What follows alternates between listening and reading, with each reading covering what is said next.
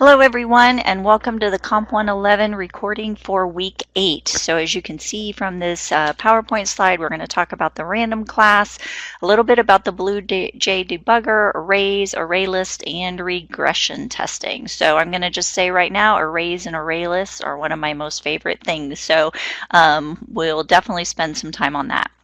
Okay, the random class.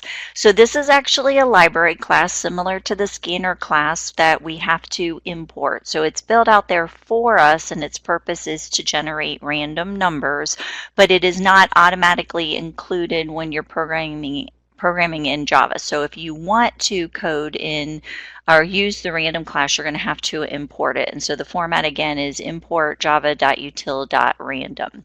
And as I said, the purpose is to generate random numbers. Now these are pseudo-random numbers. They're not actual 100% random numbers because somebody has written the algorithm to generate these numbers. Now they're using it with some sort of a hash code kind of to start. So they start with this and they'll multiply and divide and do whatever to ensure that the number is as random as possible. But because there's been code written to generate the random number, we can therefore, if we know what that code is and we know what the hash number is that they started with, that we could then predict what would be the next random number and so on. So that's why it's considered pseudo-random number, because it's generated through code. So it's not 100% absolutely random, picked out of thin air kind of a thing. Now, random numbers are used in a lot of different situations. In password encryption, you know, when you have to reset your password and they give you this big, humongous password that's just, you're like, who on earth could ever remember that? That's generated through random number generators. Games use a lot of random number generators, so think of blackjack and solitaire to deal out those hands. Those would be random number generators. And then even simulations where you're trying to test something out, so you want to simulate it, so you generate some random starting points for your situation. So lots of opportunities to use random numbers.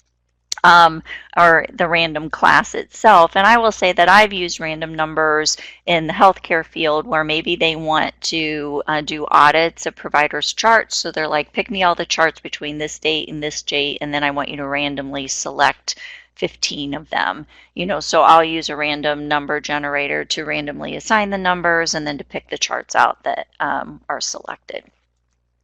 Okay, so as I said, you have to import the class. It's out there. It's a library that Java developers have developed for you, but you do have to import it before you're able to use it. So it's import java.util.random. And then, as is the case with the scanner class, you have to actually create an object before you can use it. So you need to generate a random object. So again, it's random is the name of your class and random is the name of your constructor. So the same format that we've been using all along with constructors, right? Class name, object name, whatever you're going to call it, generator, ran1, whatever you want to call it, equals new constructor name, and then your open and closing parentheses and any parameters if required. And in this case, we don't require any parameters. So this would generate a random object. Okay, there are different methods associated with the random class to generate numbers, these random numbers, and you would call these off of the object that you just created. So this one will generate double numbers, so numbers with decimal places associated. So double denum equals generator.nextDouble. Okay, so this is going to generate a random floating point number between 0 and 1. So it's 0, 0.001, 0.002, up to 0.9999999. Okay, so not 1. 1 is not inclusive. So 0 is inclusive, so it could have 0, but any number in the range from 0 up to 0.9999999. Okay, the integer value that you can generate, again, must be called from an object created with the random constructor, right? So integer inum equals generator.nextInteger. Here we're supplying it. You supply it just one number, so a number 100, and it's going to generate random numbers from 0 up to, but not including 100. So from 0 up to or through 99, but no decimal places in that case. So this one is 0 up to, but not including the number 1, so 0 up to 0.999999. And this one, because we supplied it a value of 100, it's going to be 0 up to, but not including 100, so 99. If we had supplied a value of 5, it would be 0 up to, but not including the number 5, so 0, 1, 2, 3, 4. All right, so this is how the random number generator works. All right, so here's an example. We want to roll the dice. So a dice has 6 sides to it, right? So we're going to we want to generate 6 numbers. So the first thing, of course, is to import the random library here. And then we're going to create our object, random, and I'm still sticking with generator equals new random with the open and closing parentheses, no explicit parameters provided. And then I'm going to generate 6 random numbers. Now the problem we have here is it's going to generate the random numbers 0 to 5, right? 0 up to, but not including 6, so it's going to give me 0 through 5. But the numbers I want for the dice roll are going to be 1 through 6. So I have 6 random generated numbers. 0, 1, 2, 3, 4, 5 are my potential, so that's 6 random generated numbers. So what I can do is I can just add 1 to that, and it takes it from 0 through 5 to 1 through 6. Okay, so you can manipulate the numbers to get it into the range that you desire. Okay, here's another example. I want to generate random numbers in the range from 501 to 1000. So I want the numbers 501 up to or through 1000. So I actually want to include 1000. So again, I'll create my object, and here I just chose to call my object name gen as opposed to generator. So random gen equals new random, open and closing parentheses. I'm generating my random here equals, and I'm going to say 500 because I know 501 to 1000, that's 500 possible numbers, right?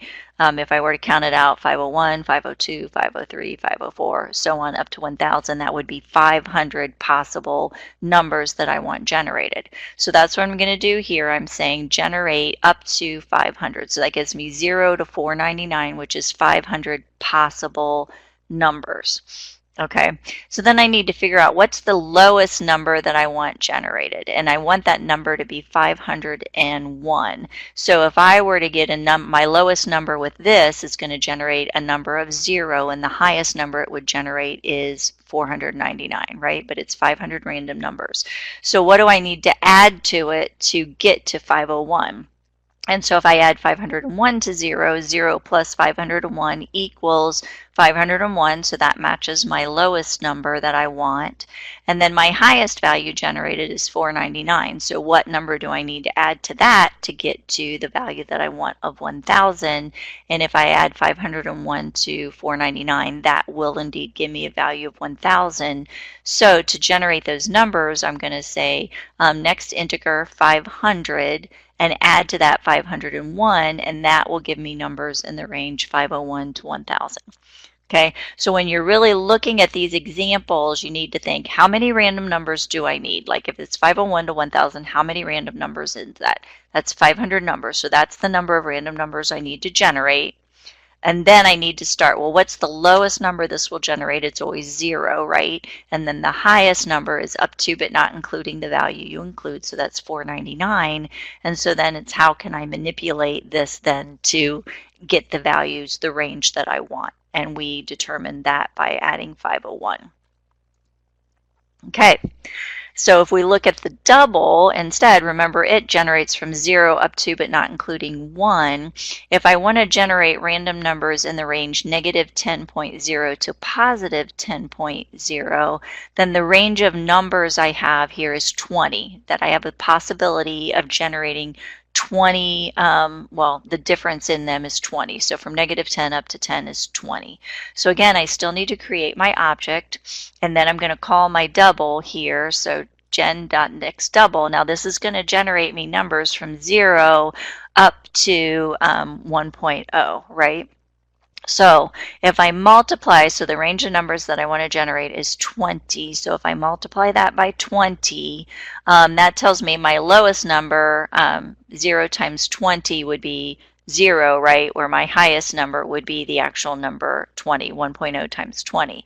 Now I need to be able to get to a negative 10, and I want this one to also be 10. So if I subtract 10 from that, 0 times 20 is 0, minus 10 gives me negative 10.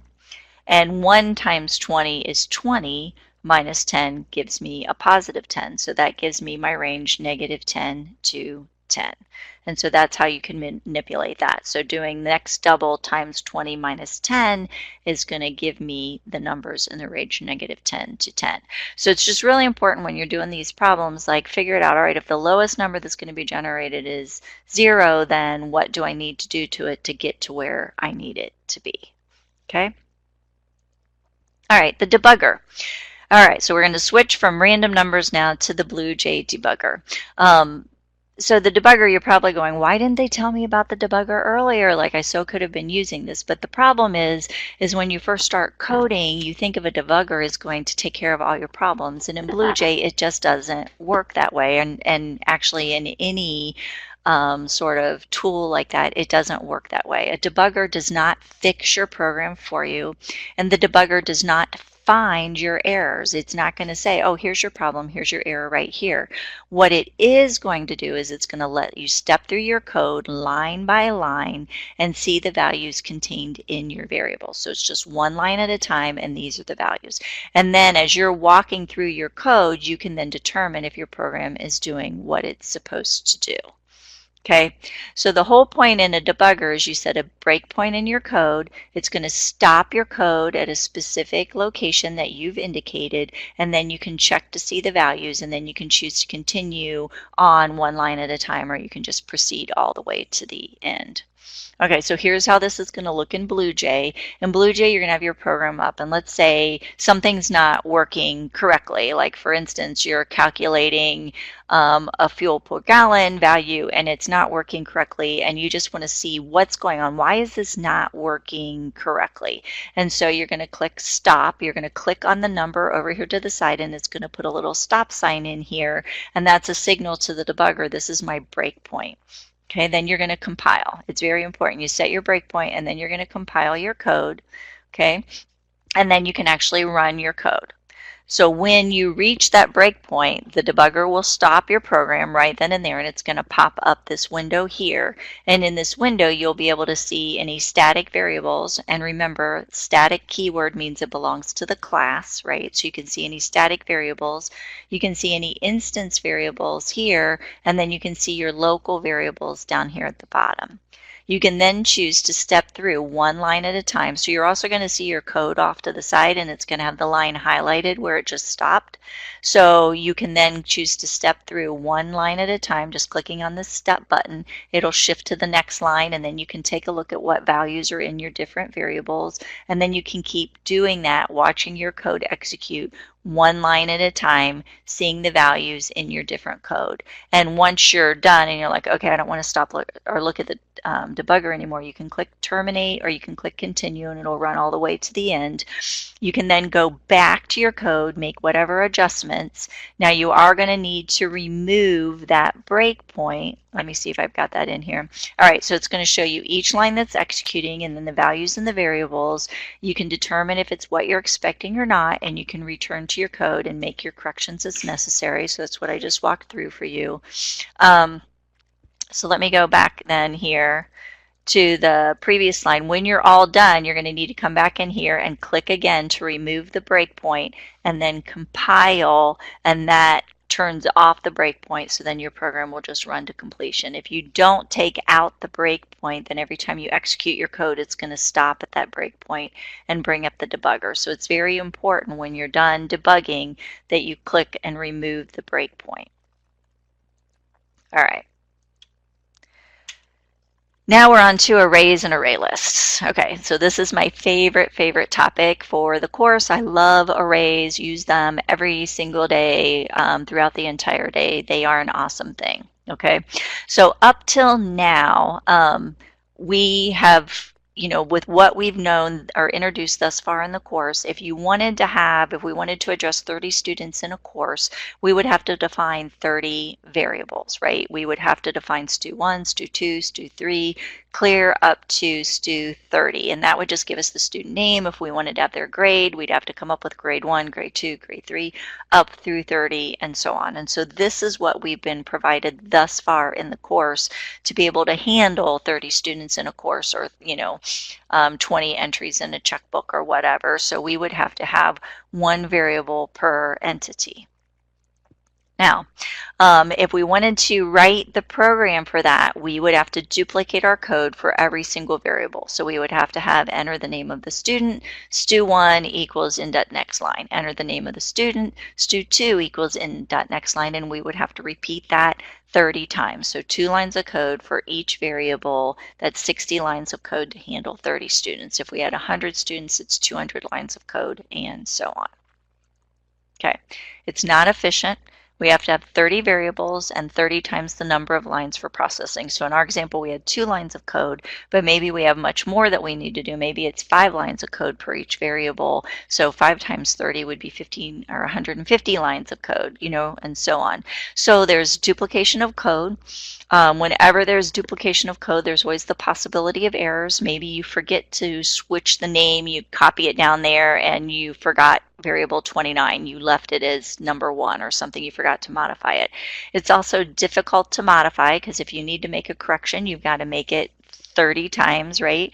And it's also challenging to debug because all those lines start looking the same, and you may have repeated student 18 and forgot student 19, but you've got to kind of go through there and find that, and that can be really challenging to identify. So duplication of code, which is never good. When you duplicate, there's the chance of errors in your duplication.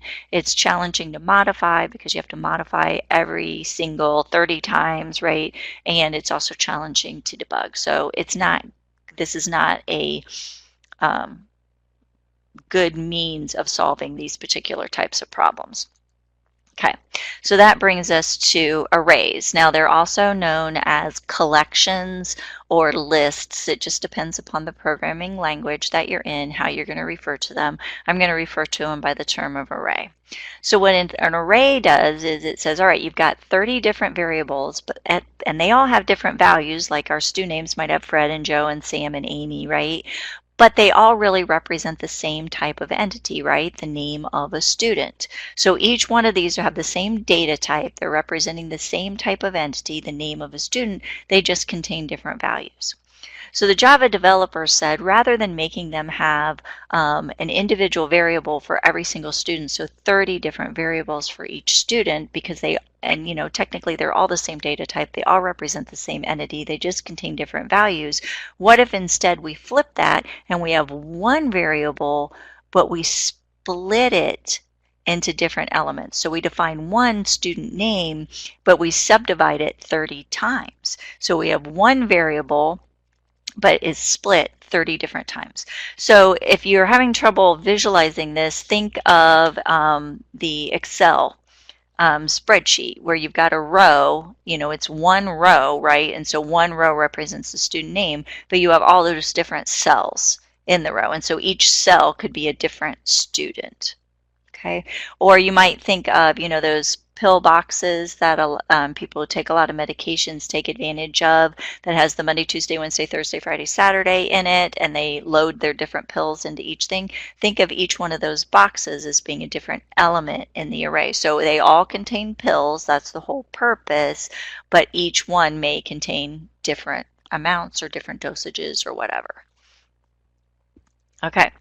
So the format for defining an array is your data type with the square brackets, okay, empty square brackets. So whatever string, integer, double, whatever your data type is, square brackets, you're going to give your name an array. You're going to say equals new, the data type, and on the right side now, you're going to put the actual size or the length of the array. So you're going to put a value in here. So for example, 30. So here we have string, square brackets, empty square brackets. Stu is going to be the name of my array, equals new string, and it has a length of 30, which means that there's 30 there's 30 elements in this array. Now, it does not necessarily mean we're going to fill up all 30 elements, but I have the potential of storing information about 30 items inside of this array.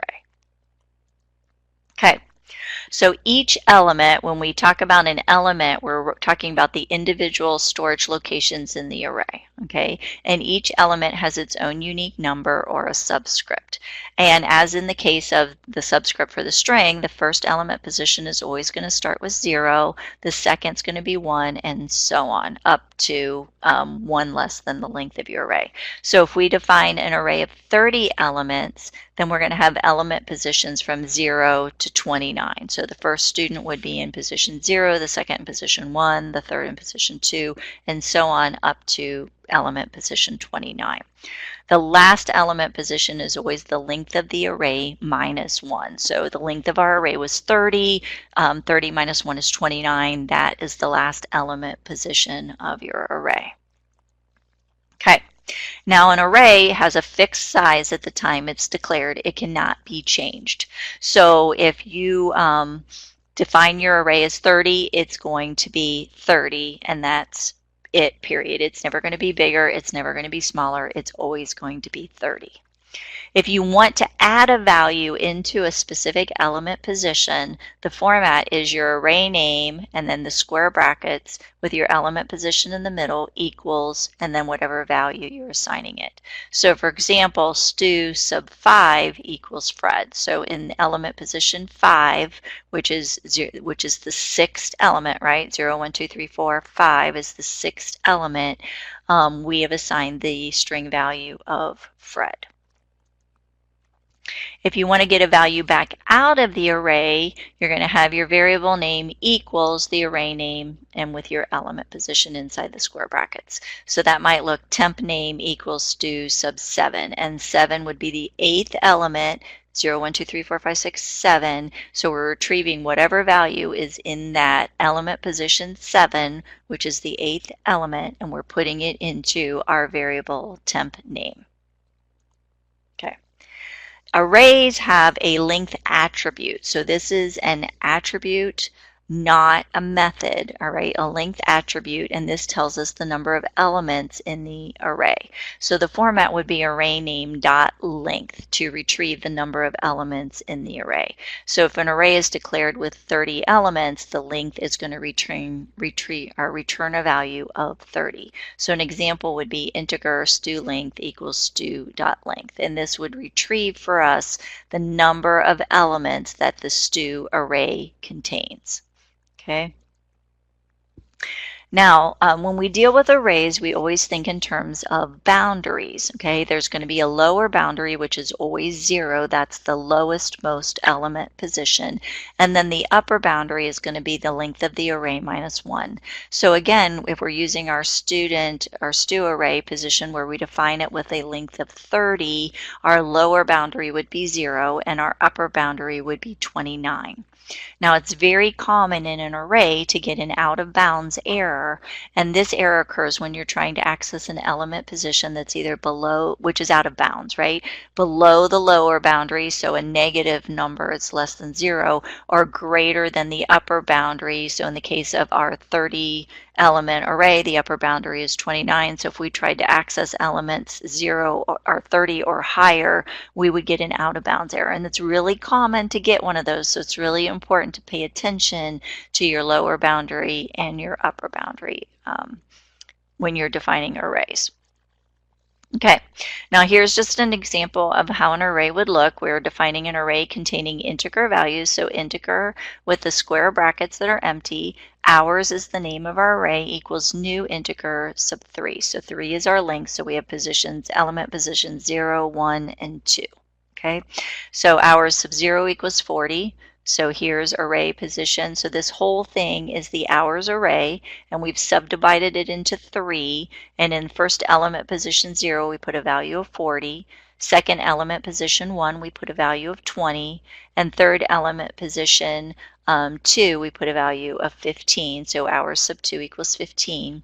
We can retrieve the length. H length equals hours dot length, and that would give us a length of 3 because there's 3 element positions, right? And we could access these different values. So we could add an integer mid equals hours sub 2.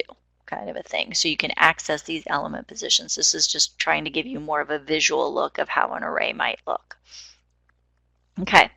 So let's take a look. What advantages do arrays present? So before arrays, when all we could do is define the individual variables, we had to define 30 elements, right? Stu sub 1 clear through stu sub 30. We would have to say enter your name and then stu equals next line. So it's 30 lines up here.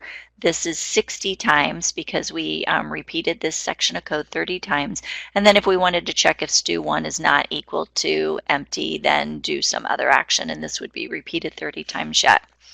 So now that we have arrays, we can define our array, stu string with a square bracket, stu equals new string sub 30, so a length of 30. 30 elements, 0 through 29. Now we've listed, so we went from 30 lines down to just one line of code. But still down here, we're printing out, and then we're saying stu sub 0 equals this. We would still have to repeat this 30 times. The first time doing stu sub 0, the second time doing stu sub 1, then stu sub 2, and so on. And likewise down here. So we don't have any real savings yet. And the key word here is yet. All right. So here we have system.out.println stu sub 0, and then stu sub 1, then stu sub 2, then stu sub 3. So really take a look at this. And take a look at this part here, 0, 1, 2, and 3. So if we were back in kindergarten class and the teacher had put the numbers 0, 1, 2, and 3 up on the board, and they asked you, what am I doing, class? What would be your answer? Okay, kindergarten, nothing on the board, just 0, 1, 2, and 3, right? And so your answer to that question would be, you're counting, teacher, right? You're counting 0, 1, 2, and 3. I would expect the number to be 4 and then 5. We're counting by ones, right? So then the question is do we have a loop that works well when we're counting? And we do, right? We have the for loop. So we're counting, and is there a loop that works well? Yes, the for loop. And so we can incorporate our for loop along with the arrays. So we can say integer I equals 0. I is less than the length of my array, incrementing by 1. And now we can print out enter your name, and we can say stu sub I. So the first time would be 0, the second time would be 1, the next third time would be 2, and so on. Stu sub I equals next line. So now we've taken those 30 times 2 lines of code that we had to do when we had individual variable names, right? And now we have 5 lines of code that will process all 30 elements in the array. And it didn't matter if I increased my array to 100 elements or 1,000 elements, it's still these same 5 lines of code. Okay, so this is where the power of an array comes, is that 5 lines of code can now process 2 elements, 30 elements, 100 elements, or 1,000 elements. Okay, and so here we have, again, integer I equals 0, I is less than stu.length, I plus plus, printing out stu name is, and then we can access the element, system.out.print stu sub I, right? So we can then print the information out. Again, it doesn't matter how big my array is, I'm doing the stu length here, so it doesn't matter how large my array is, I'm printing out every element, whether it's 5 elements, 100 elements, 1,000 elements, it's 5 lines of code.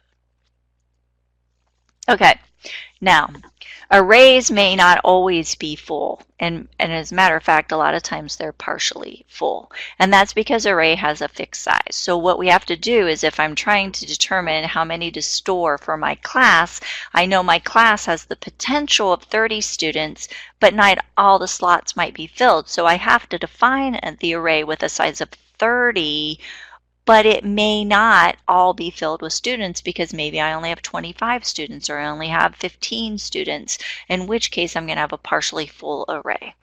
So the length is not going to tell me how many elements have been filled, how many elements actually have value. It just tells me the potential, right? It tells me I have the potential of storing 30 elements, but it doesn't tell me, and of those 30, only 15 actually have values. So what you do is you use a counter variable in conjunction with your array to keep track of how many elements have actually been filled. Okay, so a lot of times we might call this a next position variable. So we set it equal to 0 initially, and then every time we add something into the array, we add 1 to this value. So originally it's set to 0, and it's going to tell us two pieces of information. Okay, it tells us how many elements are currently populated. I haven't put anything in there, so 0 of my elements are populated. And it also tells me the next empty position in my array. Because I haven't put anything in my array, I have 0 elements currently populated, and that means that the 0 element position is the next one that I'm going to put something in. It's my empty position. Okay, so let's take a look at this. So integer next position equals 0. We assign the array element at next position, so position 0, equal to the value of Fred, and then we add 1 to next position.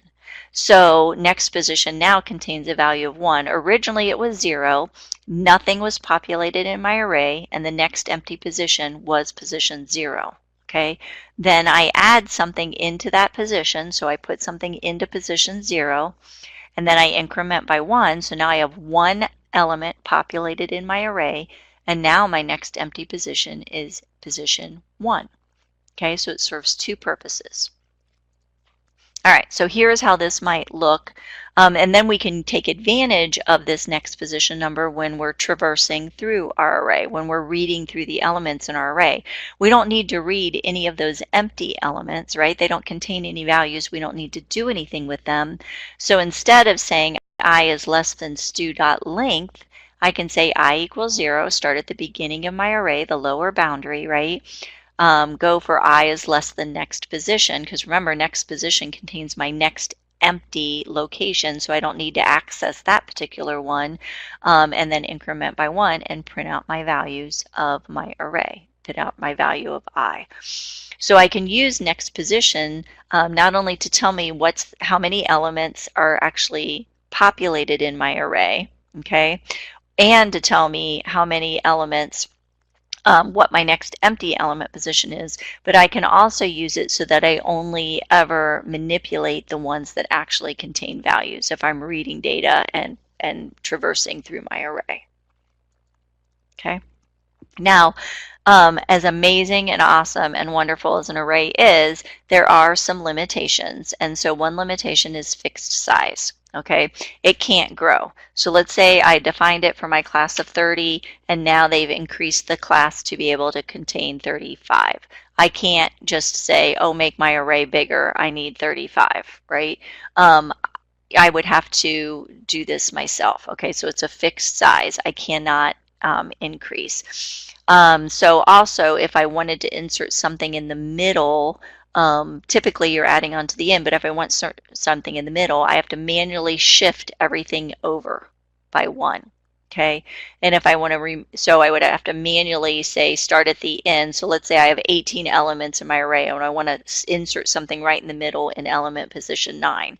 I have to say move 18 to 19, move 17 to 18, move 16 to 17, move 15 to 16, and so on until eventually I've moved 9 to 10, and then now I've freed up element position 10 and I can put something right there. Okay, so a little bit of work. The same thing if I want to remove something, let's say I wanted to get rid of what's currently in element position 9, I have to manually shift everything. So now I would have to say move 10 to 9, 11 to 10, 12 to 11, 13 to 12, and so on. So there are definite limitations with an array, okay? Size is limited, it can't grow, right? It can't shrink or grow. So if I only have 15 students in the class, I've wasted, and I defined it as 30, I'm not using those other 15 elements. I've got wasted space. If I define 30, but I really need 32, I can't increase it either. Okay, so definite limitations when it comes to an array.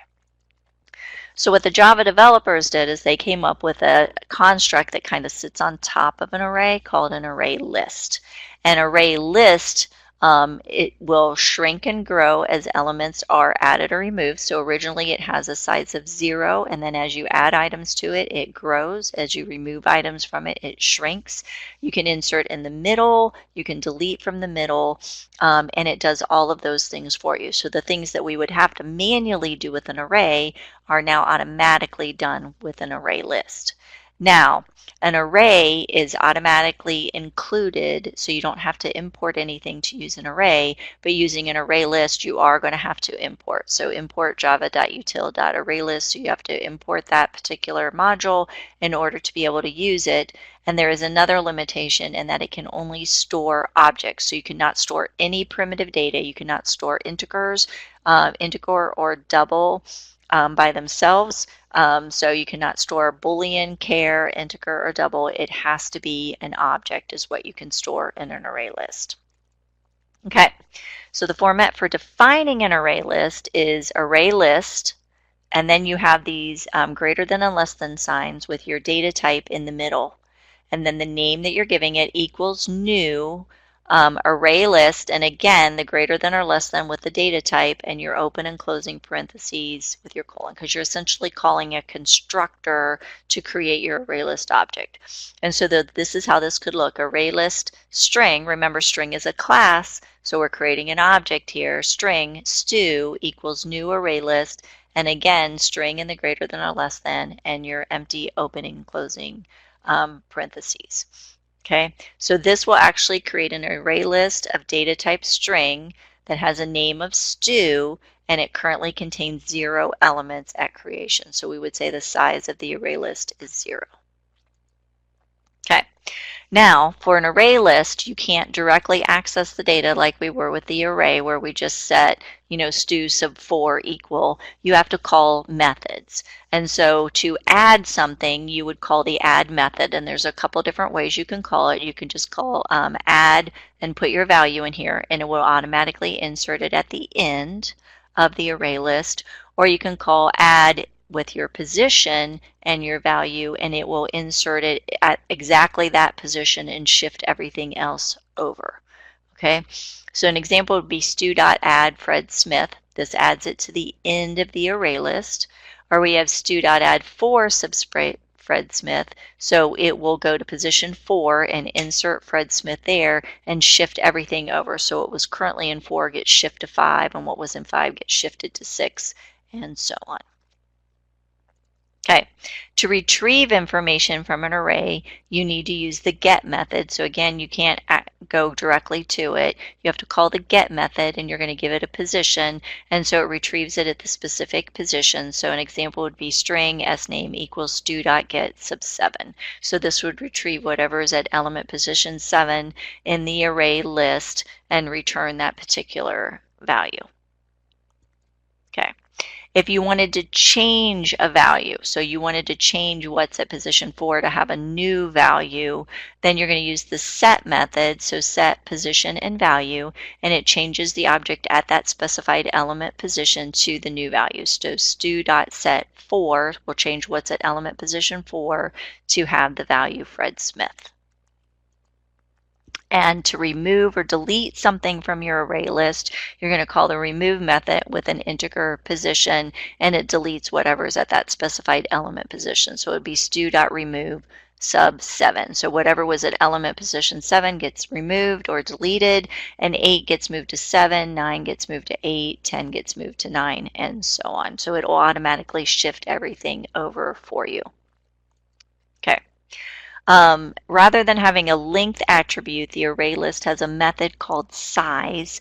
So this will return to the number of elements in the array. And unlike the array list, and unlike the array where the number of elements tells you the potential, but not how many are actually populated, the array list size actually returns to you the number of populated elements in the array list. Okay, so here we have integer a size equals stu.size. Okay, we're calling that method. So because it's adding to it and removing from it, and it grows dynamically and shrinks dynamically, the number of elements is also the number of populated elements for an array list. Okay, so we can do an array list with a for loop just like we did with the array. So integer I equals 0, I is less than stu.size. We're calling the method, so you're going to have your parentheses here, I++. We can print out enter your name, Now we can't just directly assign it. We have to do a stu.add, so stu.add in.next line, or stu.set position I in next line. So we have to call the methods to set it versus with the array where we directly insert it into the position. For reading, again, integer I equals 0, I is less than stu.size, I plus plus, so we're printing out stu name is, and then we're going to do a print stu.get sub I. So before, when we just had the square brackets with the I in the middle with the array where we directly access the data, here we have to go through the method to retrieve the data. Okay, so let's take a look at an array versus an array list, because probably about this time you're like, why would anybody use an array? You know that you can't change the size, you can't insert in the middle, you can't delete from the middle. You know, the elements only tells you the possible, it doesn't tell you how many are actually there. So let's compare the two. You know, why would anybody even want to use an array? I'd always want to use an array list, right? And there's advantages and disadvantages. So let's take a look at the declaration statements, and we're just going to compare them side by side. So in an array, when you're declaring it, you're going to do string, square brackets, and then the name of whatever it is equals new string. So this would be your data type, and an array can handle both objects and primitive data, okay? And then you're going to have your square brackets with your length here. Fixed, cannot be changed. In an array list, you have to make sure that you import the array list module first, and then you're going to do array list greater than, or whatever, greater than, less than, you know, put together with the data type in the middle, string, stu equals new array list, and again, string encased in your greater than, less than, open and closing parentheses on the end. So this is your call to create an array, this is your call to create an array list, and don't forget to import. Retrieving the number of elements, you're going to do integer num elements equals stu.length. Now this tells you the number of possible elements, not the number of elements that actually contain values, right? For the array list, you can do integer num elements equals stu.size, and it's a method, so open and closing parentheses. Okay, setting the value of an element, so setting it to an actual value.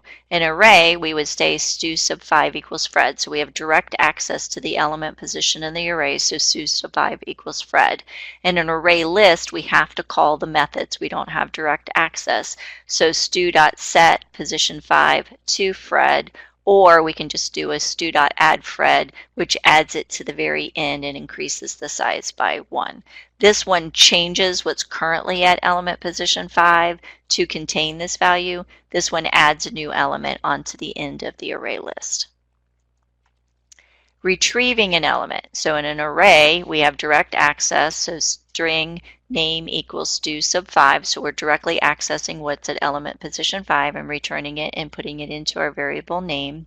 In an array list, we have to call the method, the get method, so stu.get sub 5, and we'll put that into our variable name.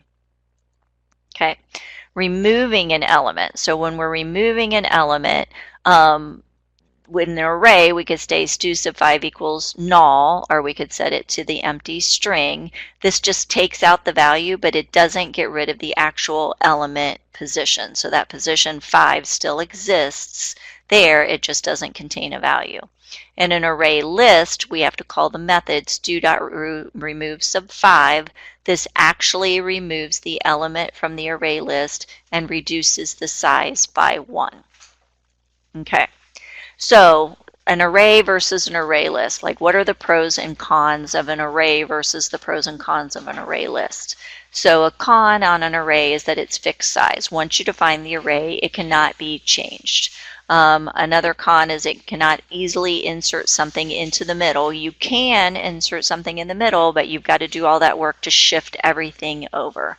And likewise, you cannot easily remove from the middle. It can be done, however, you're going to have to shift everything in to reclaim that space. You also have to keep track of the filled elements, so that's also a con, because remember, the number of elements tells you how many potential elements, but does not tell you how many are actually populated. A pro, however, is you have direct access to all the element positions, so it's very quick and very efficient. In an array list, the pro, of course, is its dynamic size, that it grows and shrinks as you add and remove items from the array list.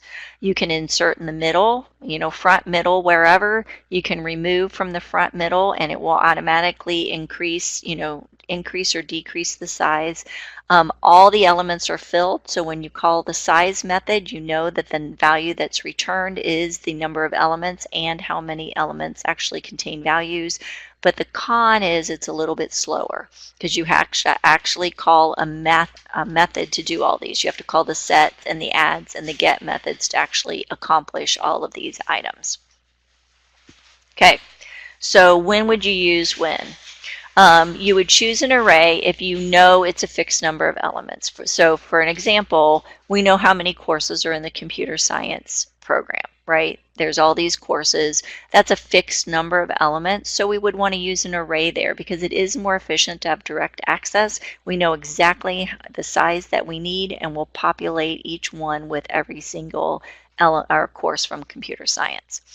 You want to choose an array list when the elements are unknown. For example, the number of students that can enroll in a course. We don't know. We know the maximum that can enroll, but we don't know how many are going to actually enroll. So in that case, an array list would be a better option. All right, so that takes us to the end of arrays and array lists. And I wish you guys all a great week.